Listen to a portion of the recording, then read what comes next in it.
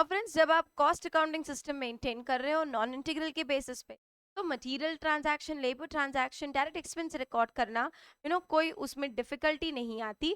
But सारे बच्चे confused होते हैं ओवरहेड्स को लेकर, तो इसलिए मैंने कैप्सूल में फोकस किया है ओवरहेड्स के ट्रांजैक्शन। फ्रेंड्स जो ओवरहेड्स है वो तीन होते हैं, आपको तो पता ही है। There is factory overheads, admin overheads and selling and distribution. तो ओवरहेड्स के ट्रांजैक्शन कैसे रिकॉर्ड करने चाहिए वो मैंने इस कैप्सूल में बताया है। तो फ्रेंड्स कोई भी ट्रांजैक्शन हो ओवरहेड्स का, you will be passing two entries. First entry will be for the actual overheads incurred and second entry will be for absorbed amount that should be charge to product. Okay, याद रहे दो entries, for the actual amount incurred and second for the absorbed amount. अब factory overheads का actual amount जो incur होता है उसके लिए कैसे एंट्री पास करेंगे। Just visualize factory rent. जब आप फैक्ट्री रेंट रिकॉर्ड करते हो फाइनेंशियल में, एंट्री होता है rent account debit to cash bank. अब यहाँ पर रेंट के बदले फैक्ट्री ओवरेज अकाउंट आ जाएगा, और कैश बैंक अकाउंट तो हम नहीं बनाते। Instead of that we will have general ledger adjustment account. Okay, so the entry for actual factory overheads incurred will be factory overheads account debit to general ledger adjustment account.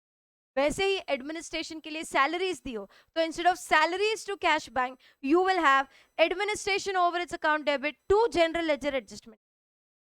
Then same thing for selling and distribution overheads friends.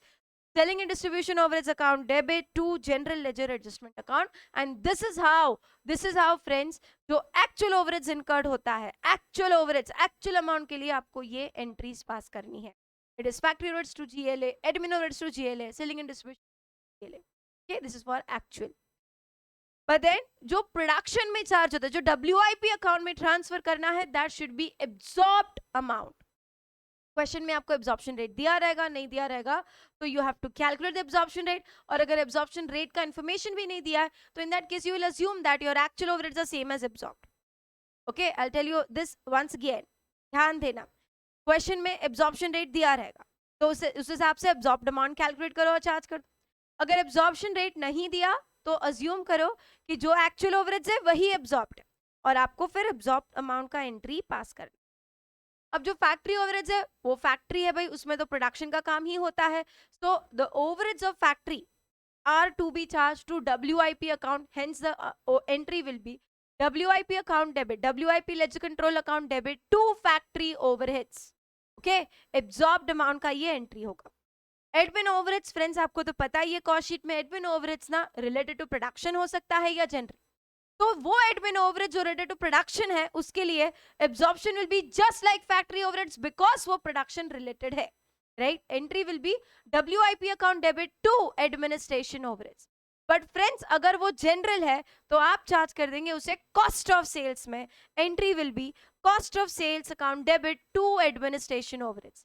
and your selling and distribution overheads which is coming in place where your admin general comes, तो उसका भी treatment वही होगा, we will charge it to cost of sales, so entry will be cost of sales to selling and distribution। got it? So friends, this is how your actual overheads and your absorbed overheads are to be recorded। अब जब ये absorbed amount और actual amount record कर देते हैं, एक debit में आ जाता है, एक क्रेडिट में आ जाता है। अब वैसे तो टैली हो जाना चाहिए, राइट, बट अगर तुम्हारा एक्चुअल और एब्जॉर्ब्ड अमाउंट अलग है तो you know what is the difference. If your absorbed amount is less than the actual it is called under absorption. If your absorbed amount is more than the actual it is called over absorption. तो जब account में difference दिखे आपको तो friends उसे कहते हैं under over absorption, और आपको उसका ट्रीटमेंट देना होगा। You will have to give the treatment. And how you will do, how you will settle the accounts, how you will close the accounts, तो उसके लिए आपको देखना होगा। After journalizing still accounts may show some balance and that will be under over absorption of overheads।